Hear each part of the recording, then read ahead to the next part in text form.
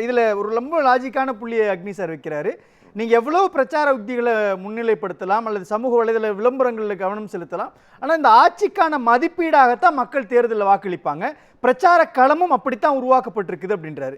வசப்படுத்தி இருக்குதா அதிமுக பிரச்சார களத்தை? இல்லை, அதிமுக எந்த விதத்தில் பிரச்சார களத்தை வசப்படுத்தியிருக்குது? திமுக தொடர்ந்து ஒவ்வொரு இடத்துக்கும் பிரச்சாரத்துக்கு போகுது, தங்களுடைய சாதனைகளை சொல்கிறாங்க.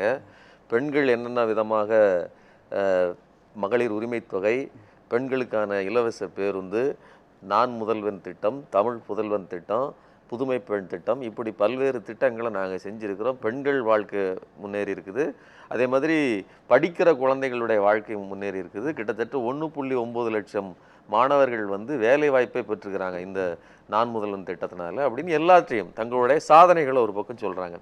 இன்னொரு பக்கம் என்ன அப்படின்னா, எதெல்லாம் பாஜக அல்லது என்டிஏ கூட்டணி இருக்கக்கூடிய அந்த பாஜக இருக்கிற அந்த கூட்டணி என்னையெல்லாம் நமக்கு எதிராக செய்கிறது. நீங்கள் டெல்லி வெர்சஸ் தமிழ்நாடு, டெல்லி வெர்சஸ் தமிழர் அப்படின்னு சொல்லுவதன் பின்னணி என்ன அப்படிங்கிறத ப்ரூவ் பண்ணுற மாதிரியே பல திட்டங்கள்.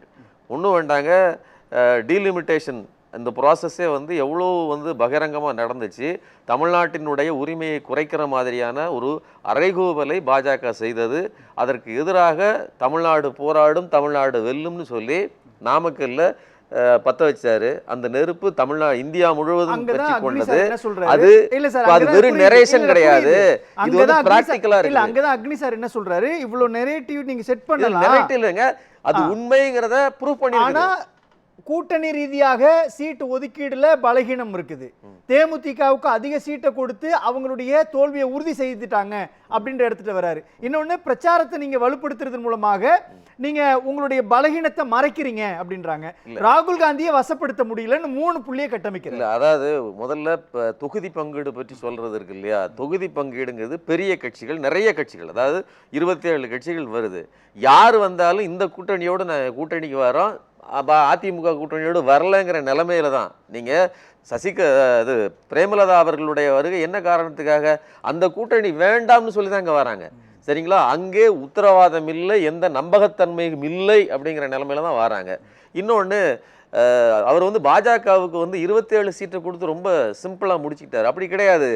பாஜகவுக்கு 5 சீட்டு எக்ஸ்ட்ரா, அதாவது தமிழ் மாநில காங்கிரஸ் 5 சீட்டு பெற்று அந்த 5 சீட்டும் பாஜகவின் தாமரை சின்னத்தில் நிற்குது. அதன் கணக்குப்படி 32 சீட்டு. புரியுது எனக்கு. அப்ப லாபகமான ஒரு முடிவு சார். நீதிமன்றத்துல தமாகவுக்கு தேர்தல் சின்ன வழக்கு இருக்கு சார், அதனால நிக்கிறாங்க சார். ஏன் அது ரெட்டையில நிக்க வேண்டியதுதானே? ஏன் அது ரெட்டையில நிக்க? இல்ல, அதாவது கூட்டணிக்குள்ளேயே தன்னை ஒரு பிரதான கட்சியாக நிரூபித்துக் கொள்கிற ஆற்றல் எடப்பாடிக்கு இல்லை. நீங்க அதன் விளைவு கோவையில பேசின பிரதமர் ஸ்டாலின் அவர்களுக்கு ஆரம்பத்துல ஒரு தடவை சொன்னதோட சரி, அதுக்கப்புறம் என்டிஏ கூட்டணி ஆட்சி அமைக்கும் தான் பேசுறாரு. எடப்பாடி பழனிசாமி சொல்றது என்னன்னா, 10 சீட்டை நீங்க தேமுதிக கொடுத்தீங்க, அப்போ 10 சீட்டை கொடுக்கறது மூலமாக அந்த இடத்தை இடதுசாரிகள் எப்படி பார்ப்பாங்க, விசிகா எப்படி பார்க்க? சரி, ஓகே, நீங்க வாக்கு வங்கி அடிப்படையில் ஏதோ ஒரு கால்குலேஷன் கொடுத்துட்டீங்க. பிரேமலதா பிரச்சாரத்தில் என்ன சொல்றாங்க, அண்ணன் ஸ்டாலினுடைய ஆட்சியின் மேல இந்தந்த குற்றச்சாட்டுகள்லாம் இருக்குன்னு அவங்களே டிக்ளேர் பண்றாங்க சார். அது பின்னடைவா மாறாதா? 10 சீட்டை கொடுத்து பிரச்சாரத்தில் திமுகவுக்கு பின்னடைவை ஏற்படுத்தினாங்கன்னா லாஜிக்கா அவங்களுக்கு தோல்வி அந்த நேரத்தை நோக்கி நகரும் இல்லையா? பிரேமலதா அதை தாண்டி அண்ணன் ஸ்டாலின்ங்கிற முறையில் அவருக்கு எவ்வளோ விஷயங்களை பேசியிருக்கிறாங்க, இன்னும் தொடர்ந்து பேசிக்கிட்டு இருக்கிறாங்க. அப்போ ஒவ்வொரு கட்சியினுடைய பிரேமலதா அவர்கள் கூட்டணி சேர்ந்த அடுத்த நாளே அந்த அன்னைக்கு எவ்வளோ பேர் கட்சிக்காரர்கள், தேமுதிக காரர்கள் வெடிபோட்டு கொண்டாடினாங்க. களத்தில் இயங்குவதற்கு இத்தனை நாளும் வேலை செய்வதற்கு, அதாவது தோல்வி முகத்திலே போயிட்டு இருந்த கூட்டணி இனிமேல் வெற்றி பெறுவோம்ங்கிற அந்த வேகத்தில் தொடர்ந்து இயங்குவதற்கு தயாரானாங்க. நீங்க அதை இப்படி ரிவர்ஸ்ல பாருங்க. 10க்கும் மேற்பட்ட தோல்விகளை சந்தித்துக்கிட்டு இருக்கு துவண்டு போயிருக்கிற அதிமுக கூட்டணி. இன்னும் கூடுதலா எடப்பாடி பழனிசாமியை ஒரு முதல்வர் வேட்பாளராக கூட அறிவிக்காத மோடி, இப்படி தொடர்ந்து அமித்ஷாவும் சொன்னது கிடையாது. இப்படி இருக்கக்கூடிய நிலைமையில அதிமுக தொண்டர்களின் நிலை என்னவா இருக்கும்? களத்துல எப்படி வேலை செய்வாங்க? இன்னும் கூடுதலா சொல்றேன், சசிகலா அவர்கள் தொடர்ந்து பேசுறாங்க. எடப்பாடியில அந்த அவர் தொகுதியிலே போய் நின்று பேசுறாங்க. மிக மோசமாக விமர்சனங்களை வைக்கிறார். நம்பிக்கை துரோகின்னு சொல்லி செங்கோட்டையனை பத்தி பேசுறார். நம்பிக்கை துரோகத்தை பத்தி பேசுறதுக்கு எடப்பாடி பழனிசாமிக்கு ஏதாவது தகுதி இருக்கா?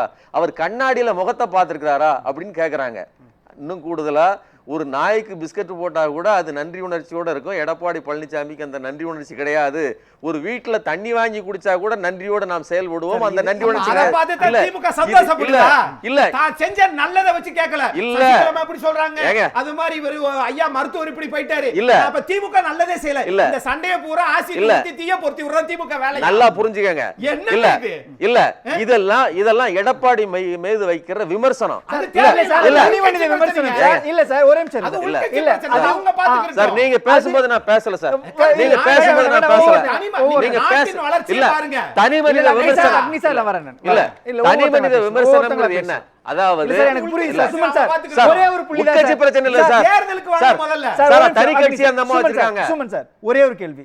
தனி மனித பிரச்சாரத்தை எல்லா பிரச்சார காலத்திலும் பாருங்க, அது வாக்கா கன்வெர்ட் ஆகுமா? இல்ல தனி மனித பிரச்சாரம் இல்லை. இது தனி மனித பிரச்சாரம்னா என்ன? ஒருத்தரை பற்றி இழிவாக பேசுது. இது இழிவு கிடையாது, விமர்சனம். நீங்க நல்லா புரிஞ்சுக்கங்க. எடப்பாடி பழனிசாமி என்ன சொல்றாரு? உன்னைய பத்தி எல்லா வீடியோவும் என்கிட்ட இருக்குது. யாரு? செங்கோட்டையனை பார்த்து சொல்றாரு, நீ வெளியில வர முடியாத ராஜா, நான் மோசமா நடந்துக்கிடுவேன், என்னை பத்தி உனக்கு தெரியாதுன்னு மிரட்டல் விடுக்கிறார். நான் சொல்றேன், எடப்பாடி மீது இந்த பகிரங்க மிரட்டலுக்காக சட்ட ரீதியான நடவடிக்கை எடுக்க முடியும். நீங்க மாடல் கோட் ஆஃப் கான்டக்ட் இருக்கும்போது நீங்க இல்ல இல்ல ஏங்க அது விமர்சனங்க. ஏங்க மிரட்டல் வேற, விமர்சனம் வேற. இல்ல எது அவதூறு? எடப்பாடி பழனிசாமி கட்டுப்பாட்டில் யார் கட்டுப்பாடு? அதுக்கு வாங்க சார் பாயிண்ட். இல்ல திமுக செஞ்ச சாதனை சொல்லுங்க. ஏங்க இதையெல்லாம் பேசுவதற்கு, அதாவது திமுகவை குறித்து விமர்சனம் பண்ணுவதற்கு தகுதி இல்லாமல் தான் அவர் தனி மனித தாக்குதல் எடுக்கிறாரு. அது எதிர்க்கட்சி தலைவராக இருக்க முடியும், அல்லது அதிமுகவோட பொதுச் செயலாளராக யார் வரணும், முதலமைச்சராக யார் வரணும்ன்றது அந்த கட்சியினுடைய எம்எல்ஏக்கள் எடுக்க இல்ல. நான் கேக்குறதே இல்ல நந்தகுமார் சார். இல்ல சார் புரியுது சார். இது இம்பாக்ட் இல்ல. நான் கேக்குறது நந்தகுமார் சார் ஒரு விஷயத்தை சொல்றாரு. யார் யாருடைய வாக்கு சிதைப்பாங்க அப்படின்றப்போ தாவேகாவினுடைய பிரச்சாரம், தாவேகாவினுடைய தலைவர் விஜயனுடைய வருகை முழுக்க முழுக்க திமுகவுக்கு ஒரு வாக்கு வங்கியை உடைக்கக்கூடிய இடத்தை நோக்கி. Very good. இது சரியான பார்வை. என்னன்னா இப்ப இந்த இடத்துல விஜய் என்ன பண்றாரு? ஒன்னு டிஎம்கே, இன்னொன்னு தாவேகாங்கிறாரு. இப்போ ஒன்னு டிஎம்கே, இன்னொன்னு தாவேகான்னு சொல்லும் போது அந்த இடத்துல யாரு காலி ஆகுறாரு? ஆன்டி இன்கம்பன்சி வாக்குன்னு ஒண்ணு இருந்துச்சுன்னா அதை காலி பண்ற இடத்துல விஜய் இருக்கிறாரு. நீங்க ஒரு 100 வாக்குகள்ல ஒரு 40 வாக்கு ஆன்டி இன்கம்பன்சி, சும்மா சொல்றேன், 60க்கு 40ன்னு வச்சுக்கோமே. இந்த 40ஐ பெறுகிற ஆற்றல் யார் கையில இருக்குது? ஒண்ணு விஜய் கையில இருக்குதா அல்லது அதிமுக கையில இருக்குதா? எடப்பாடி பழனிசாமியே அவதூறை பிரச்சாரமாக கையில் எடுப்பதற்கு காரணம் விஜய்ங்கிற ஃபேக்டரை அவர் முகம் வெளியில தெரிஞ்சிருதே அப்படிங்கிற காரணத்துக்காகத்தான் செய்யறாரே தவிர அவற்றை ஒரு திட்டம் கிடையாது. ஒரு நியாயமாக பேசுவதற்கு தன் கையில் ஆற்றல் இல்லை. அதன் விளைவுதான் நீங்க செங்கோட்டையன் மீதெல்லாம் பேசினது வன்மமான பேச்சுங்க. அதைத்தான் சசிகலா கண்டனம் செய்யறாரு. இது ரெண்டும் களத்தில் வேலை செய்ய குறிக்கிறாங்க. உங்க கருத்தியலுக்கு தான் குறிக்கிறாங்க. அக்னி சார். அதாவது சார், திமுகவுக்கு தாவேகாவுக்கு தான் போட்டி தானே சொல்றாங்க. ஆனா தாவேகா பத்தி திமுக வாய் திறக்கவே மாட்டேங்குது. என்ன காரணம்? ஒண்ணு முடிச்சிடறேன். இதுக்கு சேர்த்து போய் சொல்லிருங்க. நீங்க டீலிமிட்டேஷன், தொகுதி மறுவரையே நாங்க தான், எங்களுக்கு வெற்றி கிடைச்சிருக்கு. கரெக்ட். 2023 அந்த சட்டத்தை கொண்டு வரும்போது திமுக அன்னைக்கு ஆதரவு தெரிவிச்சீங்கல்ல. அன்னைக்கு ஆதரவு தெரிவிக்கும் போது இதை மட்டும் சொல்லிடுறேன்.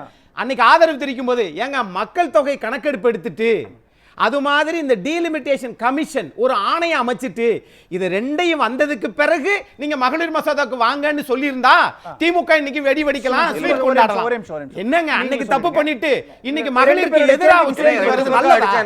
நல்லதா? திமுக தாங்குங்க சார். சொல்லுங்க சார். இல்ல, அதாவது எடப்பாடியார் அவர்களுடைய பேச்சை நீங்க கூர்ந்த ஆரம்பத்திலிருந்து கவனிச்சீங்கன்னா, எந்த ஒரு மனிதருக்கும் அவதூறாக பேசாத ஒரு தலைவர் யாருன்னா எடப்பாடியார் அவர்கள். யாரா இருந்தாலும் மரியாதை கொடுத்து பேசக்கூடியவர். செங்கோட்டையன் அவர்கள் விமர்சிக்கிறதுக்கு for every action there is an equal and opposite reaction. அவர் என்ன பேசுறாரு? அவர் வந்து காலில் விழுந்து வந்தது சுருக்கமா சார், மலைப்பாம்பு பதில் ரிசார்ட்ல இருந்து மலைப்பாம்பு மாதிரி ஊர்ந்து வந்தாருன்னு சொல்லிட்டு அவர் பேசும்போது பாத்தீங்கன்னா பையன் இவங்கெல்லாம் கொளுத்திருக்கிறாங்க ரோட்ல வந்தா தெரியும்னு சொல்லிட்டு ஒருமையில பேசுறார் செங்கோட்டையன். இல்ல. அப்ப ஒரே நடவடிக்கை செங்கோட்டையன் மேல இருக்கலாமா?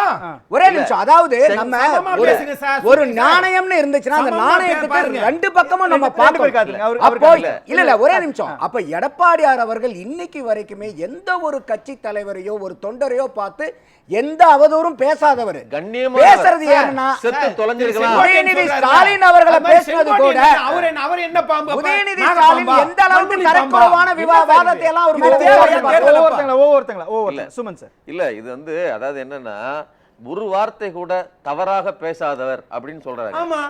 என் முதுகுலையும் மார்லையும் குத்துனாருன்னு சசிகலா அம்மா சொல்றாங்க. ஒண்ணு. இன்னொன்னு, செங்கோட்டையன் அவர்கள் என்கிட்ட வந்து கையேந்தி நின்னாரு துரோகத்தின் அடையாளம் சொல்றதுக்கு பதில் செங்கோட்டையன் சொல்லல, சசிகலா சொல்றாங்க. ரெண்டையும் புரிஞ்சுக்கங்க. ஒரு பக்கம் செங்கோட்டையன் அவர் சார்ந்த சமூகத்தை வாக்குகளை பிரிக்கிறார், இன்னொரு பக்கம் சசிகலா அவர் சார்ந்த சமூகத்தின் வாக்குகளை பிரிப்பார். அந்த அடிப்படையில் அதிமுக பலவீனப்படுகிறது. ஒண்ணு. திமுக பக்கம் சேர்த்திருக்குதே. இல்ல, இல்ல அப்ப சார். திமுக யார் சமூக வாக்குகளை பிரிக்க இல்ல நினைச்சது? பொறுங்க சார். சார் நீங்க பேசுறது ஓபிஎஸ் சேர்த்து பேசுங்க சார். சார் நீங்க இதோட 4 கேள்வி கேட்டுட்டீங்க, நான் பதில் சொல்லவே இல்ல. சரிங்களா? ஒண்ணு. நீங்க அந்த பாயிண்ட் விட்டு வேற எதுக்கு எடப்பாடி வாங்க? பழனிசாமி கண்ணியமானவர். அதாவது கொரோனா வந்துச்சு, கொரோனாவில் செத்து ஒளிஞ்சிருக்கலாம்னு சொன்னது என்ன விதமான பேச்சு இது? அது வந்து கண்ணியமான பேச்சா? இன்னும் அது மட்டும் இல்லைங்க. இல்ல அது மட்டும் இல்ல ஒரே நிமிஷம் சார். இது அடுத்த முதலமைச்சர் யாரு? இல்ல ஒரே நிமிஷம் சார். இல்ல சொல்றேன். இல்ல சார், இல்ல அவர்கள் பேசலாம், தனிமனித தாக்குதல் நடக்கலாம். இல்ல அடுத்து எங்களை யார் ஆட்சி செய்ய போறாங்க? முதலமைச்சர் யாரு? உதயநிதி ஸ்டாலினா எடப்பாடி அவர்கள் இன்னைக்கு போட்டி தமிழ்நாட்டுல. சுருக்கமா சொல்லிடுறாங்க. அது மட்டும் இல்ல, நீங்க அவர் மண்ணுளி பாம்புன்னு சொன்னாரு, நீங்க என்ன சொல்றீங்க? இப்ப அவர் பாக்கெட்ல இல்ல இல்ல இவர இப்ப அவர் பாக்கெட்ல யாரு போட்டோ இருக்கு தெரியுமா? என்ன நடவடிக்கை எடுக்க இல்ல, சொல்றாரு. அது கூட அவர் சொல்லல சார். இல்ல. பிரச்சார காலத்துல தொண்டர்கள் சொன்னத அவர் அப்படிப்பட்ட ஆளு தான் சொன்னாரு. சார், இல்ல, setup தான். அந்த தாக்குதலுக்குள்ள நம்ம இல்ல, சார், அது- சார், அதுதான் ஒரே- இல்ல, சொல்றேன். அந்த இவர் தாக்குதல் இழிவான வேண்டாம். இடத்துக்கு இல்ல, நான் வந்துட்டாருங்க. கேக்குறேன் சுமன் சார், நான் கேக்குறது அடுத்த முதலமைச்சர் யார்? தமிழ்நாட்டை அடுத்து ஆளப்போவது யார்? களத்தை தயார் பண்றது யாருன்றதானே? இன்னொன்னு, யார் கைப்பற்றி இல்ல, இருக்காங்க? இன்னொரு- எடப்பாடியா இது இல்ல. உதயநிதியா? இல்ல, ரெண்டு தான். அதுக்கு அதுதான் பதில் இல்ல. சொல்ல மாட்டேங்கிறாரு. இல்ல அதைத்தான் சொல்றேன் சார். உங்களுக்கு சார் இன்னொன்னு சார், இன்னொரு முக்கியமான விஷயத்தை சொன்னாங்க. அதாவது 2023 வந்து நீங்க மகளிர் உரிமை மசோதாவை ஆதரிச்சீங்க. நீங்க 23 மட்டும் இல்ல, நீங்க நல்லா புரிஞ்சுக்கங்க. இந்த மசோதா தோல்வி அடைந்த அடுத்த நிமிடமே தனிநபர் மசோதாவை வில்சன் அவர்கள் கொண்டு வந்தாங்க. அதில் என்ன முக்கியமா சொல்லியிருக்காங்கன்னா, இப்போது இருக்கிற தொகுதிகள் 543 மட்டுமே வைத்துக்கொண்டு நீங்கள் 33% வழங்க முடியும். இதைத்தான் தொடர்ந்து காங்கிரஸும் சொல்லுது, இதைத்தான் தொடர்ந்து திமுகவும் சொல்லுது. அதற்காக அவங்க தனிநபர் மசோதாவையும் போட்டாங்க. அப்போ இதற்கு மேல உங்க பருப்பு வேகாது. பெண்கள் மசோதாவுக்கு எதிராக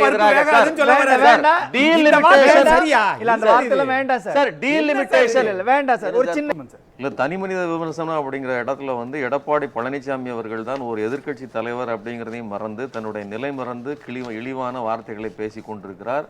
அதனால அதிகமான வாக்குகள் வருதுன்னா எடப்பாடி பழனிசாமியினுடைய பரப்புரை மக்களிடம் சென்று சேர்ந்திருக்கிறது. அவர் அந்த மாதிரி நெகட்டிவா போய் பதிவு செய்யப்பட்டிருக்கிறார் அப்படிங்கிறத காட்டுது. இன்னொன்னு, சித்தாந்த அரசியல்ங்கிறது டெல்லி வெர்சஸ் தமிழ்நாடு அப்படின்னு சொல்லி தமிழ்நாட்டுக்கும் பாஜகவுக்கும் என்டிஏ கூட்டணிக்கும் இருக்கிற சித்தாந்த முரண்பாடுகள், தமிழ்நாடு பின்னடைவுகள், இதை குறித்து திமுக பிரச்சாரம் செய்கிறது. நடைமுறைக்கு சாத்தியம் இல்லாத பல்வேறு விஷயங்களை இலவசங்களாக அள்ளி வீசுகிற விஜய், திரைப்படத்துல கூட இலவசத்துக்கு எதிராக நடந்து கொண்டு நேரடியாக இலவசங்களை அள்ளி வீசுகிற விஜய் 3வது இடத்துல இருக்கிறாங்க. அந்த அடிப்படையில் பாத்தீங்கன்னா சித்தாந்த அரசியலை பேசுவது திமுக தான். அதுதான் உண்மையான ஒரு கட்சியாக இருக்கிறது.